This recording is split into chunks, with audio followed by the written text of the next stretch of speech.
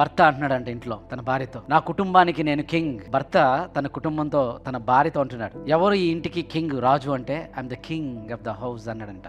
అప్పుడు వెంబటే భార్య అందంట, నేను క్వీన్ ఆఫ్ ద హౌస్, నేను ఇంటికి రాణిని. చెస్ లో రాజు ఒక అడుగే ముందుకేస్తాడు కదండి, కానీ రాణి ఒక అడుగు కాదు, ఎన్ని అడుగులైనా వేస్తుంది, ఎన్ని కార్నర్స్ కైనా వెళ్తుంది, ఎక్కడికైనా వెళ్తుంది. అంటే పవర్ ఎవరికి ఉంది అని భార్య అందంట. ప్రియులారా, మన గృహాల్లో ఎవరు కింగ్, భార్య భర్త అని కాదు, కానీ మన కుటుంబాల్లో మన జీవితంలో కింగ్గా ఎవరు ఉండాలంటే జీసస్ క్రైస్ట్. యేసు మన జీవితాల్లో మన కుటుంబాల్లో కింగ్గా ఉంటే మన జీవితాలు ఒక ఆర్డర్గా ఉంటాయి. మన జీవితాలు ఇంకా చెప్పాలంటే ఆశీర్వదించబడే కుటుంబాలుగా ఉంటాయి. ఈ లోకంలో ప్రతి కుటుంబము ఆశీర్వదించబడాలని కోరుకుంటారు. చదువుల్లో ఆశీర్వదించబడాలి, ఉద్యోగాల్లో ఆశీర్వదించబడాలి, ఇంటిలో ఆశీర్వదించబడాలి, శరీర సంబంధంగా అన్నింటిలో ఆశీర్వదించబడాలి అని కోరుకుంటున్నారు. తప్పులేదు, కోరుకోవాలి. అంటే ఆశీర్వాదం అంటే శరీర సంబంధమైన ఆశీర్వాదాలతోనే ఆగిపోకూడదు. ఎందుకంటే మనకు ఒక ఇల్లు ఉందనుకోండి, దేవుని ఎరగని వాళ్ళకి ఎన్ని ఇళ్ళు ఉన్నాయి, 10 ఇళ్ళు ఉన్నాయి. మరి మనకి కొంత ధనం ఉంటే వాళ్ళకి ఇంకా ఎక్కువ బ్యాంక్ బ్యాలెన్స్ ఉంది. అంటే ఆశీర్వాదము శరీర సంబంధముతో ఆగిపోకుండా అంతకు మించి ఈ లోకంలో లేని వారికి, దేవునిలో ఉన్న వారికి ఉన్న అద్భుతమైన అవకాశం, శాశ్వతమైన ఆశీర్వాదం దేవుడు ప్రతి కుటుంబానికి ఇవ్వాలని కోరుకుంటున్నాడు. ఈరోజు మనం ఆలోచన చేయవలసిన ఒక అద్భుతమైన ప్రాముఖ్యమైన విషయం ఏమిటంటే మన కుటుంబాలు ఆశీర్వదించబడాలి. ఆశీర్వదించబడిన కుటుంబం ఆరోగ్యంలో ఆశీర్వదించబడాలి, ఆనందంలో ఆశీర్వదించబడాలి, సంతోషంగా సమాధానంగా ఉండాలి అని మనం కోరుకుంటాం, కోరుకోవాలి, ఉండాలి, తప్పులేదు. అంతకు మించి ఒక కుటుంబము దేవునిలో ఇంకా చెప్పాలంటే ఒక ఆశీర్వదించబడిన కుటుంబంగా ఉండాలి. అంటే ఎలా ఉండాలి, ఏ ఉంటే ఆశీర్వదించబడిన కుటుంబంగా ఉంటుంది? కుటుంబం అంటే మనకు తెలుసు, తల్లిదండ్రులు, పిల్లలు, ఆ తర్వాత వారి పిల్లలు, వీళ్ళందరినీ కలిసి ఒక కుటుంబంగా మనం అనుకుంటున్నాం. ఈ కుటుంబం అనే పదము బైబిల్లో సుమారు 123 టైమ్స్ రాయబడింది. 123 కుటుంబం అనే పదం, దానికి సంబంధించిన పదము రాయబడిందంటే ఈ కుటుంబం అనే పదానికి దేవుడు ఎంతో ప్రాముఖ్యత ఇచ్చినట్టుగా మనకు కనబడుతుంది. ఎంత ప్రాముఖ్యత ఆయన ఇచ్చాడంటే, ఈ లోకాలను కలిగించక మునుపే, ఈ లోకాలను పుట్టించక మునుపే దేవుని సంకల్పంలో ఉన్నదే కుటుంబము, family. It's a God's idea. ఈ ఫ్యామిలీ అనేది మనుషులు పెట్టిన ఐడియా కాదండి, దేవుడు పెట్టినటువంటి ఐడియా, దేవుడు స్థాపించిన వ్యవస్థ. The first institution established by God, it's the family. గవర్నమెంట్స్ని స్టార్ట్ చేయలేదు, బిజినెసెస్ని స్టార్ట్ చేయలేదు, కానీ ఏం స్టార్ట్ చేశాడంటే కుటుంబ వ్యవస్థను ఆయన ప్రారంభించాడు. అలాగే దేవుడు భార్య భర్తలను, ఒక కుటుంబ వ్యవస్థను సిద్ధపరిచాడంటే దాని వెనుక ఎంతో ఆలోచన ప్రణాళిక ఉన్నది. దాని గురించి కొంత ఆలోచిద్దాం. ఆ తర్వాత ఒక ఆశీర్వదించబడిన కుటుంబంగా ఉండాలంటే ఆ కుటుంబం ఎలా ఉండాలి, దేవుడు ఏమి నిర్ణయించాడు అని దైవవాక్యంలో ఒక్కొక్కటిగా మనం ఆలోచించేద్దాం. ఈ భూమి, ఈ సృష్టి అంత పుట్టించక మునుపు దేవుడు కొన్ని 100 కోట్ల సంవత్సరాల క్రితమే నాకు పిల్లలు కావాలి, ఈ భూమి మీద రావాలి అని ఆయన కోరుకున్నాడు. అంటే ఒక నూతన గృహంలోకి వెళ్ళినప్పుడు ఎలాగైతే ఆనందంగా సంతోషంగా కుటుంబ సభ్యులు ఉన్నారో, మిగతా వారు ఎలాగైతే ఉన్నారో, దేవుడు కూడా మనుషులను గృహప్రవేశం చేశాడు. అసలు గృహప్రవేశం చేయక మునుపే తను డిజైన్ చేసేటప్పుడు, ఒక ఇంటిని, ఒక గృహాన్ని డిజైన్ చేసినప్పుడు ఆయన ఆలోచన చాలా గొప్పగా ఉంది. ప్రతి ఇల్లు, శరీర సంబంధమైన ఇల్లు కట్టినప్పుడు మనకు ఒక మూల రాతిని వేస్తాం. మూల రాతి అనేది చాలా ఇంపార్టెంట్. అది ప్రారంభంలో, అది బిగినింగ్. ఏదైనా పెద్ద పెద్ద ప్రాజెక్టులు కట్టినప్పుడు కానివ్వండి, చూడండి, మూల రాతిని, ప్రారంభపు రాతిని, చీఫ్ కార్నర్ స్టోన్, మూల రాతిని, ఒక ప్రముఖమైన రాతిని ప్రారంభిస్తారు, అక్కడ పెడతారు. అలాగే దేవుడు తన ఆలోచనలో ఉన్న ఇక ఫ్యామిలీ అనే కాన్సెప్ట్ అనేది ఈ భూమి మీదకి తీసుకురావాలి అని అంటే, దానికి మనుషులను గృహప్రవేశం చేయాలంటే ఆయన కూడా ఒక రాతిని వేశాడు, ప్రారంభించాడు. ఎలాగైతే గృహప్రవేశం అప్పుడు అందరూ ఆనందంగా సంతోషంగా ఉంటారో, ఆయన కూడా గృహప్రవేశం చేయడానికి మూలరాతిని వేసినప్పుడు ఏం జరిగిందో ఒకసారి మీ చేతుల్లో ఉన్న బైబిల్ తీయండి. మీ చేతుల్లో ఉన్న బైబిల్ తీసి యోబు గ్రంథము 38వ అధ్యాయం 7వ వచనాన్ని మనం చూద్దాం. ఉదయ నక్షత్రములు ఏకముగా కూడి పాడినప్పుడు, దేవదూతలందరూ ఆనందించి జయధ్వనులు చేసినప్పుడు, దాని మూల రాతిని వేసిన వాడెవడు? ప్రశ్న. దేవుడు మూలరాతిని వేసినప్పుడు అక్కడ పరిస్థితి ఎలా ఉందంటే, ఉదయ నక్షత్రములు ఏకంగా కూడి పాడారు. క్వైర్ టీం ఎవరండి? ఉదయ నక్షత్రములు. ఆ తర్వాత ఆనందంతో గెస్ట్లు అక్కడ చప్పట్లు కొడుతూ జయధ్వనులు చేస్తూ సంతోషంగా ఎవరున్నారు? దేవదూతలు. ఎందుకు ఆనందం, ఎందుకు ఆ సంతోషం? ఆయన మూల రాతిని వేస్తున్నాడు. దానికి మూల రాతిని వేసిన వాడెవడు? మూల రాతిని వేస్తున్నాడు. అంటే ఆ మూల రాతిని వేసినప్పుడు, ఆ రాయిని వేసినప్పుడు ఉదయ నక్షత్రములు, ఈ సృష్టి, దేవదూతలు అందరూ సంతోషిస్తూ ఆనందిస్తూ చప్పట్లు కొడుతూ కేరింతలతో ఉన్నారు. ఎందుకంటే దేవుని యొక్క సంకల్పం అక్కడ నెరవేర్చాలని దేవుడు ఉద్దేశించి ఒక బృహత్తరమైన కార్యక్రమాన్ని ఆయన చేపట్టబోతున్నాడు. అది ఆయన మీటింగ్ లో జరిగినటువంటి పరిస్థితి. సో ఈ భూమి మీద నా పిల్లలు రాబోతున్నారు. ఈ సృష్టిలోనికి నా పిల్లల్ని, నా స్వరూపంలో ఉన్నటువంటి పిల్లల్ని నేను పంపించబోతున్నాను. వాళ్ళకి కావాల్సినని సమకూర్చాలి కదా అని అనుకున్నాడు. చూడండి, ఈ భూమి మీద మనకి బిడ్డలు పుడుతున్నప్పుడు మనం ఎన్నో ఆలోచిస్తూ ఉంటాం. తల్లి ఎన్నో ఆలోచిస్తూ ఉంటుంది. పుట్టక మునిపే అన్ని కొంటారు, బట్టలు కొంటారు, సాక్సులు కొంటారు, వాళ్ళకి కావాల్సినవన్నీ సిద్ధపడిన తర్వాత అప్పుడు వస్తాడు ఈ భూమి మీదకి, బాబు కానీ పాప కానీ. అలాగే దేవుడు తన బిడ్డలకి కావలసినవన్నీ ఈ భూమి మీద సిద్ధపరచాలి అని తనకున్నటువంటి ఆ యొక్క మీటింగ్ లో దేవదూతలు, నక్షత్రాలు, సృష్టిని అన్ని కూడా నిలబెట్టి ఆయన మూల రాతిని వేసినప్పుడు వాళ్ళందరూ ఆనందపడుతున్నారు, సంతోషపడుతున్నాడు. అక్కడ చేశాడు. ఆ తర్వాత ఏం చేశాడు దేవుడు? ఈ భూమి మీదకి వచ్చిన తర్వాత తన స్వరూపముతో తన పోలిక చొప్పున చేశాడు నరుణ్ణి. ఆ తర్వాత ఒకటిగా ఉండడం ఇష్టం లేదని, అది మంచిది కాదని ప్రతిదాన్ని మంచిగా చేసిన దేవుడు తన కోసము మరొక సృష్టిని చేశాడు, నారీమణిని, స్త్రీ. వారిద్దరిని సమకూర్చాడు. వారిని దేవుడు ఆశీర్వదిస్తున్నాడు. చూడండి ఏమని ఆశీర్వదించాడు చూడండి. ఆదికాండం 1వ అధ్యాయము 28వ వచనం. దేవుడు వారిని ఆశీర్వదించాను. ఎట్లనగా, మీరు ఫలించి అభివృద్ధి పొంది విస్తరించి భూమిని నిండించి దానిని లోపరుచుకునండి. ఈరోజు మనిషి ఈ భూమండలం మీద రారాజుగా ఉన్నాడంటే దానికి కారణం ఏంటనుకున్నారు? దేవుడు ఆశీర్వదించాడు. ప్రతి వానిలో దేవుని ఆత్మ ఉన్నది. దేవుడు ఆశీర్వదించాడు కాబట్టే ఈ భూమిని ఏలతున్నాడు. ఈ భూమినే కాదు, ఈ విశ్వంలోనే రారాజుగా ఉన్నాడు. ఆకాశ మండలంలోనికి వెళ్ళగలుగుతున్నాడు, సాగర గర్భంలోనికి వెళ్ళగలుగుతున్నాడు. అక్కడ ఉన్నటువంటి అనేకమైన అంతరిక్ష రహస్యాలను ఛేదించగలుగుతున్నాడు. భూగర్భంలో ఉన్నటువంటి సంపదను బయటకు తీయగలుగుతున్నాడు. దానికి కారణం దేవుడు ఆశీర్వదించాడు, తన పరిధులను విస్తరింపచేశాడు. ఈ భూమి మీద అన్ని జీవరాశుల కన్నా 84 లక్షల జీవరాశులు ఉన్నాయి. అందులో మనిషి ఒక జీవరాశి. 84 లక్షల జీవరాశులలో మనిషి ఒక జీవరాశి. కానీ అన్ని జీవరాశుల కంటే ఒక ఉన్నతమైన జీవి ఎవరంటే మానవుడు మాత్రమే. ఎందుకంటే తన స్వరూపాన్ని, తన రూపాన్ని ఇచ్చి, తన ప్రేమను పంచి తన చేతులతో నిర్మించాడు దేవుడు. ఈ సృష్టి మీద అధికారం ఇచ్చాడు, కావలసినవన్నీ కూడా సమకూర్చాడు. దేవుడు మనుషులు ఎందుకు పిలిచాడో తెలుసా? ఆశీర్వాదులుగా ఉండాలి అని పిలిచాడు. శరీర సంబంధం కాదు, అంతకు మించి నిత్య జీవం అనేది ఆశీర్వాదకరము.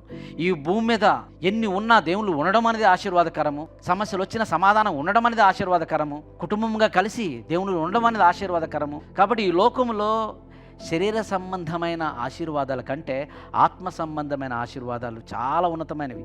శరీర సంబంధమైన అవసరాలు కావాలి, దేవుడు అన్నీ ఇచ్చాడు. నీటినిచ్చాడు, గాలినిచ్చాడు, ఆహారాన్ని ఇచ్చాడు. మనకు కావాల్సిన ప్రతి అవసరతను, శరీర సంబంధమైన ఆశీర్వాదాన్ని అడగక ముందే అన్నీ ఇచ్చేశాడు. కనుక దేవుడు ప్రతి కుటుంబాన్ని ఎందుకు పిలిచాడంటే ఆశీర్వాదానికి వారసులుగా ఉండడానికి పిలిచాడు. ఆశీర్వాదానికి వారసులుగా ఉండడానికి పిలిచాడు. ఆ పిలుపులో దేవుడు తన బిడ్డలకు ప్రతి దాన్ని ఇచ్చాడన్నాను కదా, ప్రతి దాన్ని ఇచ్చాడు. ఆఖరికి భూమిని ఎవరికి ఇచ్చాడు? కీర్తన గ్రంథంలో మనకు తెలుస్తుంది. భూమిని ఆయన ఏం చేశాడు? నరులకు ఇచ్చాడు. చాలా మంది అనుకుంటున్నారు, ఈ భూమి మీద నేను ఆహారం తింటున్నానంటే ఏదో నేను ఉద్యోగం చేసుకుంటున్నాను, నాకు డబ్బులు వస్తున్నాయి, నేను కొనుక్కుంటున్నాను, నేను తింటున్నాను అని అనుకుంటున్నారేమో. అది పొరపాటు. దేవుడు మొలిపించుచున్నాడు. ఈ భూమి నుండి కూర మొక్కలను ఫలాలను ఆయన మొలిపించుచున్నాడు. ఆయన పుట్టించాడు, ఆయన మనిషికి ఇచ్చాడు. మనిషి హృదయాన్ని ఆయన పెట్టాడు. నిజంగా ఈ భూమి మీద ఇవన్నీ పండుతున్నాయి అంటే, ఒక సిస్టమేటిక్గా దేవుడు జరిగిస్తున్నాడంటే దీని వెనుక దేవుడున్నాడు అని ప్రపంచం ఆలోచించాలి. అపోస్తల కార్యముల గ్రంథము 14వ అధ్యాయం 17వ వచనం. ఆయన ఆకాశం నుండి మీకు వర్షమును, ఫలవంతములైన ఋతువులను దయచేయుచు, ఆహారమును అనుగ్రహించుచు, ఉల్లాసముతో మీ హృదయమును నింపుచు, మేలు చేయుట చేత తన్ను గూర్చి సాక్ష్యము లేకుండా చేయలేదని బిగ్గరగా చెప్పిరే. అబ్బా, ఎంత అద్భుతంగా ఉందండి. ఈ ప్రకృతిలో అన్ని జరుగుతున్నాయి, దానంతటా అదే జరుగుతుందని మీరు అనుకోవద్దు.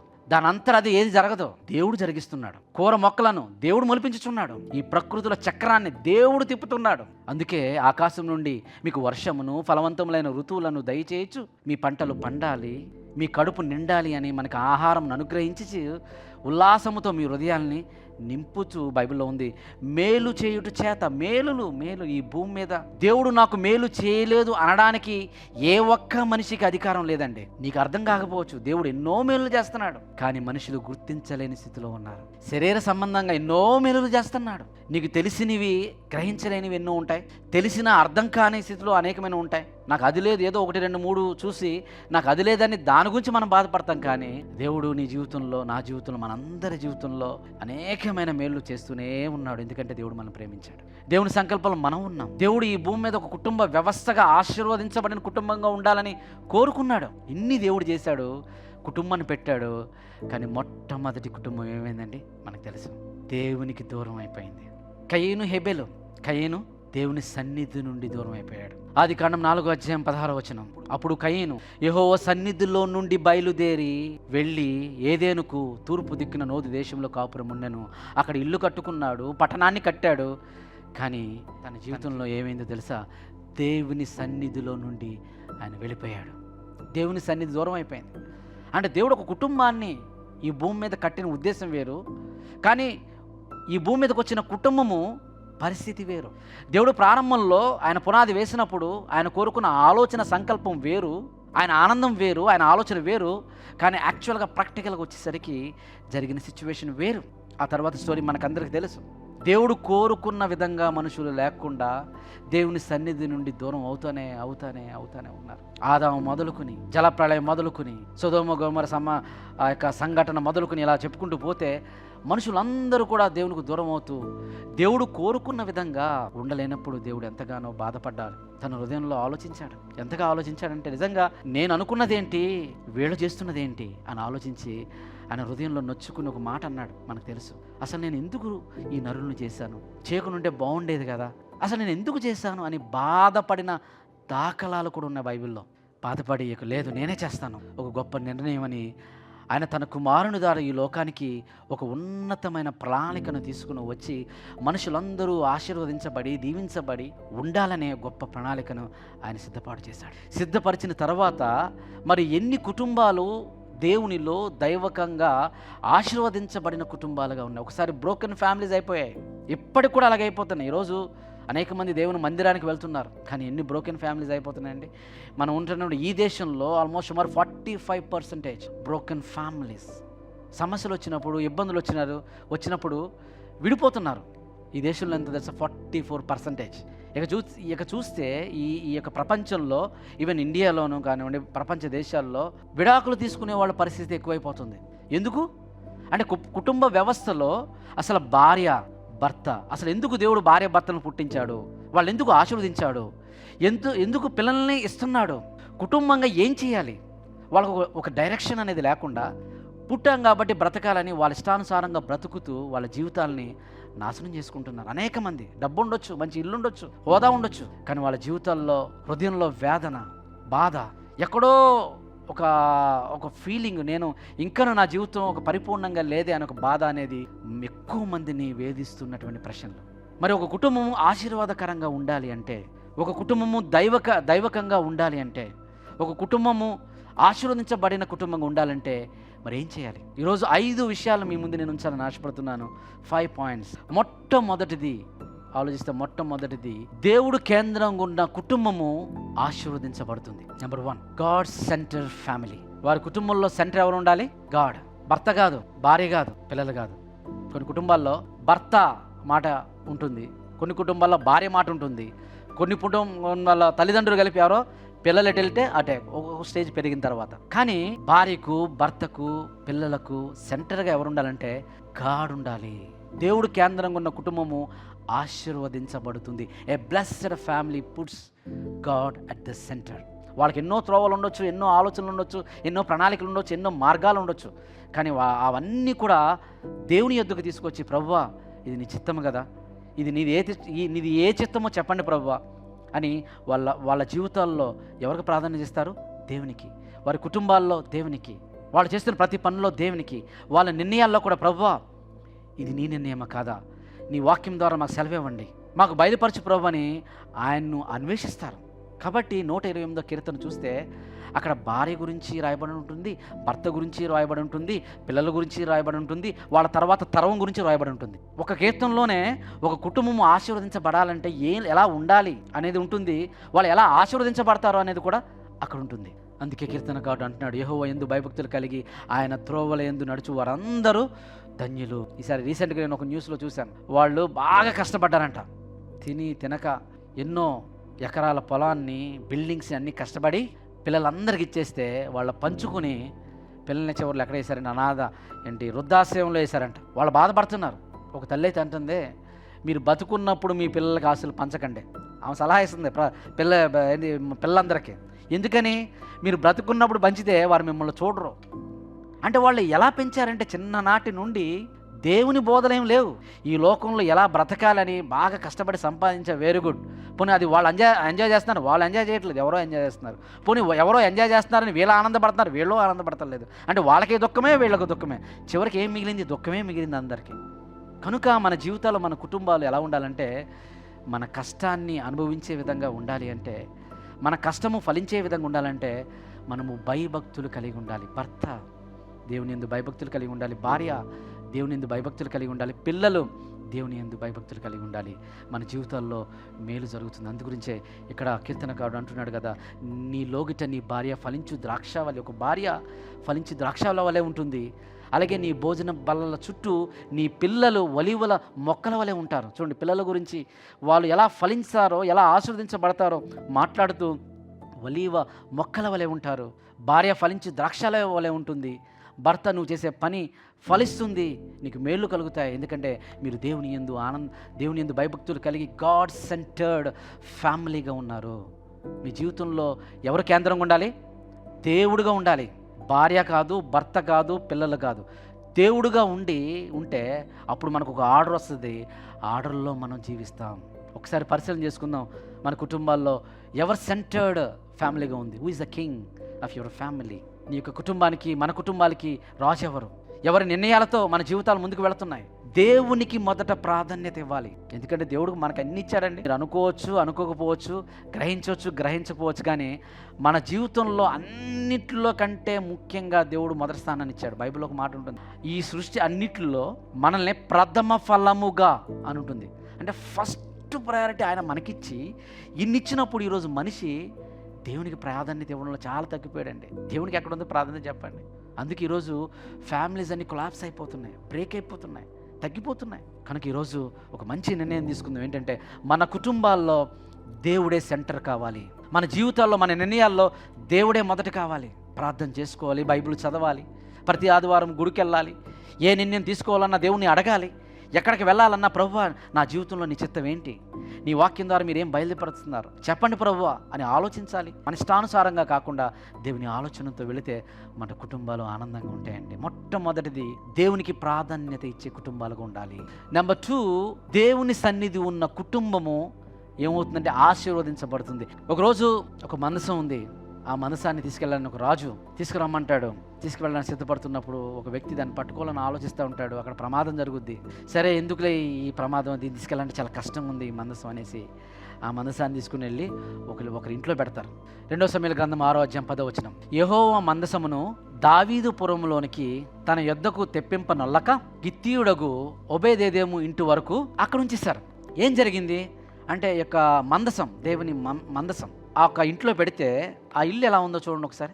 11వ వచనం, యెహోవా మందసము 3 నెలలు గిత్తీయుడకు ఒబేదెదోము ఇంటిలో ఉండగా యెహోవా ఒబేదెదోమును అతని ఇంటి వారందరినీ ఆశీర్వదించని. ఎంత అద్భుతంగా ఉందండి.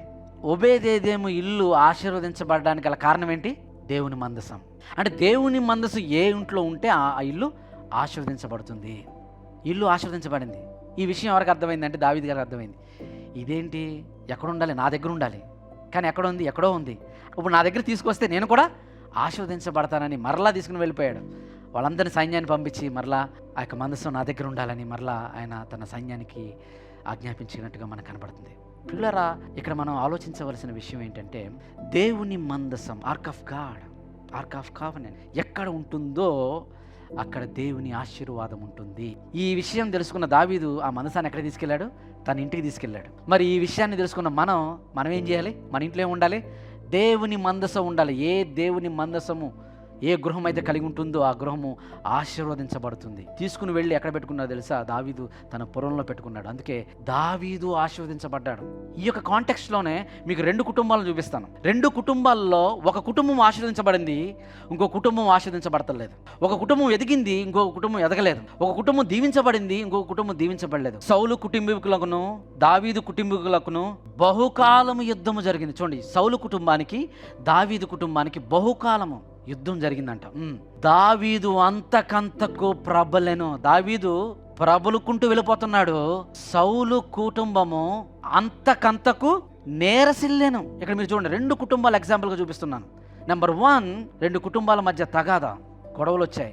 వచ్చినప్పుడు ఇక్కడ ఒక కుటుంబము అంతకంతకు, బైబిల్లో ఉంది కదండి, అంతకంతకు వర్ధిల్లెను, ప్రబలెను. ఇంకొక కుటుంబము గొడవలు పడుతున్నారు, ఇబ్బందులు పడుతున్నారు, కానీ అంతకంతకు నేరసిల్లుతూ వెనక్కి వెళ్ళిపోతున్నారు. కారణం ఏంటో తెలుసా? దావీదు ఆయన చేసిన ప్రార్థన, ఆయన చేసుకున్నటువంటి ప్రయాస, ఆయన కోరిక ఏంటంటే, నేను నా కుటుంబం ఎక్కడుండాలి? నిత్యము ఎక్కడుండాలి? నీ సన్నిధిలో ఉండాలి. తన ఇంటిలో దేవుని సన్నిధి ఉంది, గాడ్స్ ప్రజెన్స్ ఉంది. ఆ గాడ్స్ ప్రజెన్స్ దేవుని నిబంధనకి గుర్తుగా ఆల్రెడీ మనం విన్నాం. మందసం ఉంది. ఈరోజు మన కుటుంబాలు ఆశీర్వదించబడాలంటే రెండవదిగా ఏముండాలి? గాడ్స్ ప్రజెన్స్, దేవుని మందసం ఉండాలి. 3వ విషయానికి వెళ్దాము. మన కుటుంబాలు ఆశీర్వదించబడాలంటే ఏముండాలంటే లవ్ అండ్ ఫర్గివ్నెస్, ప్రేమ, క్షమ. ఏ భార్య భర్తలు ఇద్దరు 100% పర్ఫెక్ట్గా ఉండరండి. పిల్లలు 100% పర్ఫెక్ట్గా ఉండరు. ఎవరు పర్ఫెక్ట్ అనేది అసలు అది పక్కన పెట్టాలా. కానీ ఏం చేయాలంటే, ఒకవేళ ఎవరైనా తప్పు చేసినా మనం క్షమించే మనసు ఉండాలి, ప్రేమించే మనసు ఉండాలి. ఈ ప్రేమ, క్షమ, ఈ రెండింటి మీద కుటుంబాన్ని కట్టుకుంటే మన కుటుంబాలు బాగుపడతాయి, మన కుటుంబాలు నిలబడతాయి, మన కుటుంబాలు ఆశీర్వాదకరంగా మలచబడతాయి. ఈరోజు ఈ అమెరికా దేశంలో, ప్రపంచ దేశాల్లో చిన్న చిన్న గొడవలకే వాళ్ళు విడిపోతున్నారు. ఒక సైకాలజిస్ట్ ఏమంటాడంటే, కుటుంబాల్లో అనేక మంది విడిపోవడానికి గల కారణం పెద్ద పెద్ద సమస్యలు కాదండి, చాలా చిన్ని సమస్యలు. ఒకరోజు ఒక పెళ్లిలో ఒక పెద్ద ఆయన ఒక 2 సంచులు తీసుకొచ్చాడంట. తీసుకొచ్చి గిఫ్ట్గా ఇచ్చాడు.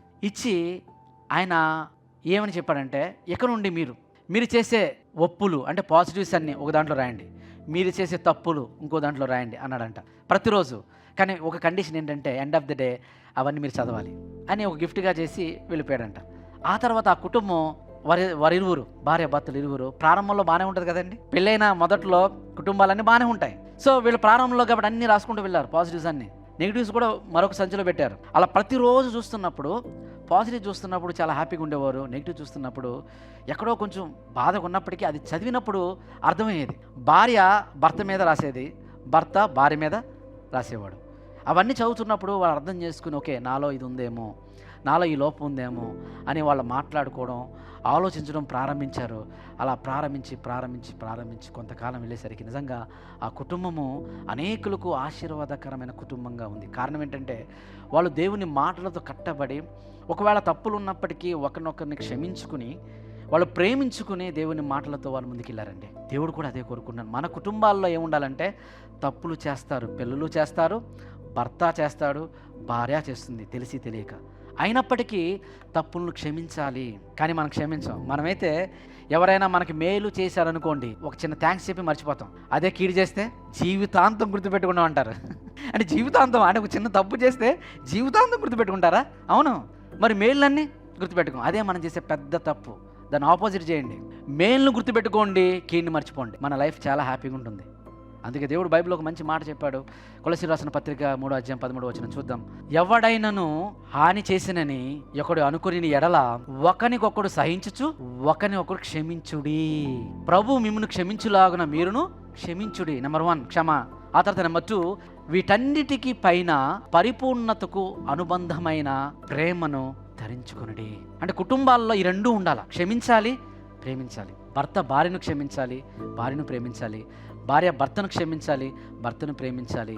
ఇద్దరు కూడా పిల్లల్ని క్షమించాలి, పిల్లలు ప్రేమించాలి. పిల్లలు కూడా తల్లిదండ్రులను క్షమించాలి, ప్రేమించాలి. ఈ 2 పదాలతో కుటుంబాలు కట్టబడితే నిలబడితే తప్పులు చేసినా కోపగించుకున్నా అది ఉండదు. అందుకే బైబిల్ ఒక మాట ఉంది, మీ కోపము ఎప్పటికల్లా నిల్చుండకూడదంట, సూర్యుడు అస్తమించే వరకు నిల్చుండకూడదు. కోపబడుడి కానీ పాపము చెయ్యకుడి. ఆ కోపము సూర్యుడు అస్తమించే లోపల మాయమైపోవాలి. అప్పుడే మన కుటుంబాలు ఆశీర్వదించబడిన కుటుంబాలుగా ఉంటాయి. ఈరోజు అనేకమైన కుటుంబాలు బ్రోకెన్ ఫ్యామిలీస్గా ఉంటున్నాయంటే దానికి కారణం దేవుని వాక్యంతో వాళ్ళు కట్టబడతలేదు. మూడవదిగా ఏంటంటే వాళ్ళ కుటుంబాల్లో ఏముండాలి? ఒక ఆశీర్వదించబడిన కుటుంబంగా ఉండాలంటే ప్రేమ క్షమ కలిగిన కుటుంబము, ఆశీర్వదించబడిన కుటుంబము.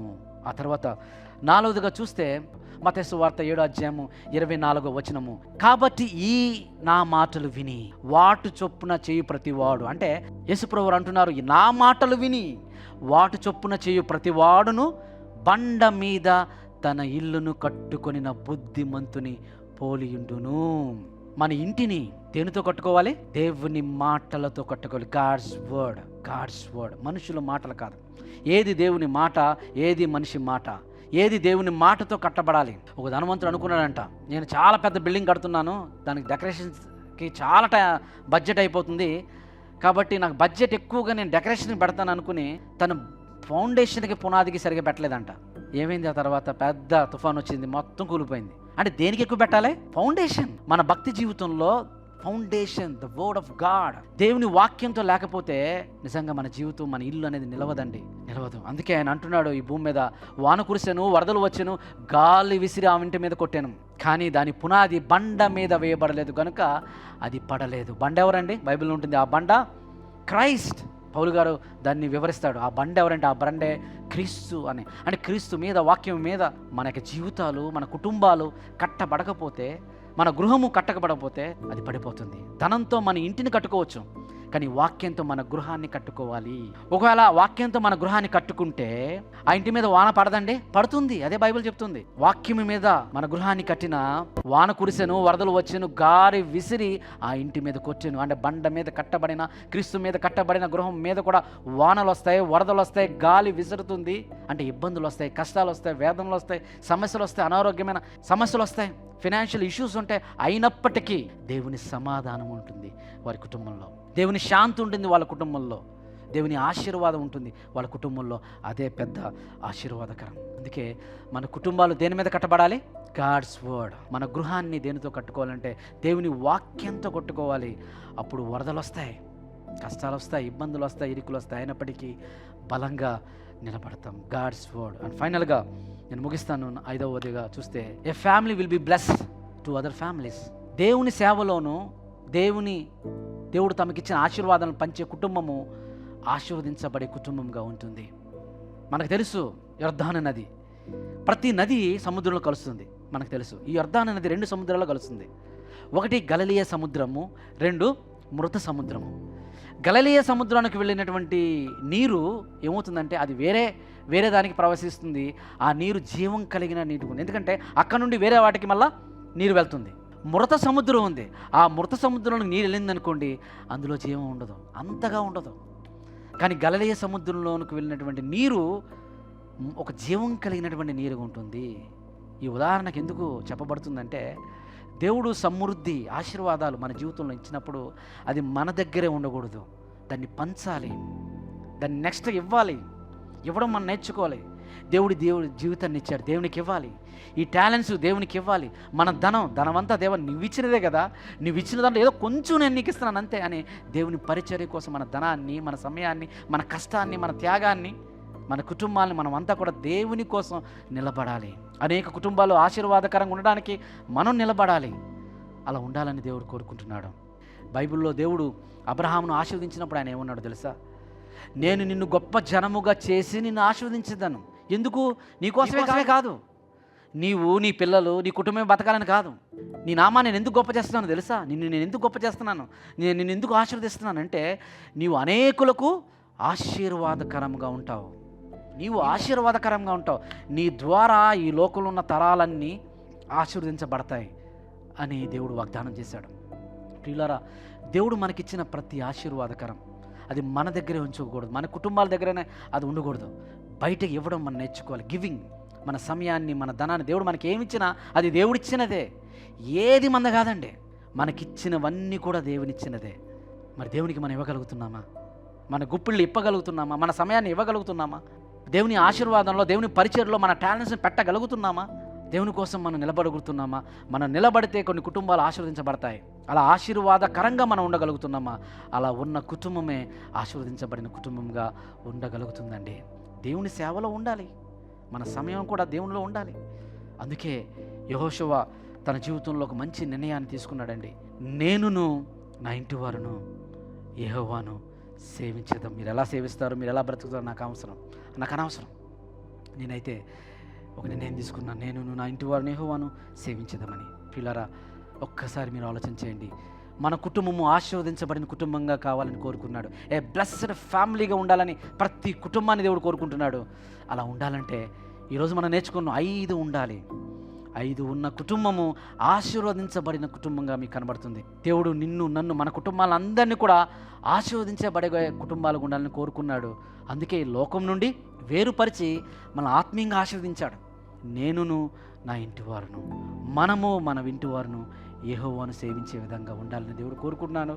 అలాగున మనమందరం మన కుటుంబాలన్నీ ఉండడానికి దేవుడు తన యొక్క కృపను అనుగ్రహించునుగా. ప్రియులారా, ఒక్కసారి తల వంచి మన హృదయాలను పరిశీలన చేసుకుందాం. దేవుని కుమారుడా, దేవుని కుమార్తె, సోదరా, సోదరి, ఒక్కసారి ఆలోచన చేయి. దేవుడు నిన్ను పిలుచుకున్నాడు. ఎందుకంటే ఆశీర్వాదాలకు వారసురాలుగా ఉండాలని కోరుకున్నాడు. అందుకే దేవుడు నిన్ను పిలిచాడు. భూమి మీద మొదటి కుటుంబాన్ని ఆయన ఆశీర్వదించాడు. కుటుంబం అనేది దేవుని ప్రణాళిక, ఇట్స్ ఎ గాడ్స్ ఐడియా. పిల్లలు దేవుని బహుమానం, గృహము దేవుడు పెట్టిన డిజైన్. ఒక్కసారి ఆలోచన చేద్దాం. విన్న వాక్య ప్రకారముగా మన కుటుంబాలు కట్టుకుంటున్నామా? మన కుటుంబాలు దేవుడు ఆశీర్వదించే కుటుంబాలు ఉన్నాయా? ఒక్కసారి పరిశీలన చేసుకుందాం. గాడ్ సెంటర్డ్ ఫ్యామిలీగా ఉండాలి. గాడ్స్ ప్రజెన్స్, దేవుని సన్నిధి మందసం ఉండే కుటుంబాలుగా ఉండాలి. ప్రేమ, క్షమ గుణాలు కలిగిన కుటుంబాలుగా ఉండాలి. దేవుని వాక్యంతో కట్టబడిన కుటుంబాలుగా ఉండాలి. దేవుని సేవ చేస్తూ దేవుడు మనకిచ్చిన ఆశీర్వాదాలను, మన ధనాన్ని, మన సమయాన్ని, మన కాలాన్ని, మన కష్టాన్ని, మన టాలెంట్స్ని దేవుని మహిమార్థమై వినియోగించి అనేకులకు ఆశీర్వాదకరంగా ఉండే కుటుంబాలుగా ఉండాలని దేవుడు కోరుకుంటున్నాడు. పరిశీలన చేసుకుందాం. ఈ మధ్యాహ్న సమయం ముందు మా అందరితో మాట్లాడారు. మా కుటుంబము అనేకులకు దీవెనకరంగా, ఆశీర్వాదకరంగా మీరు మలచండి. అందుకే మీరు మమ్మల్ని పిలిచారు, అందుకే మీరు మమ్మల్ని రక్షించారు, అందుకే మీ సన్నిధిలో నిలబెట్టారు. ఈరోజు ఇక్కడ కూడిన ప్రతి కుటుంబము మీ పిలుపునకు లోనై వచ్చిన కుటుంబము. మా కుటుంబాలను దీవించండి, మమ్మల్ని వెలిగించండి, బలపరచండి, నడిపించండి. మీరు బలపరచమని ప్రార్థిస్తూ యేసు వారి నామములో ఈ ప్రార్థన అడిగి వేడుకొనుచున్నాను తండ్రి. Amen, amen.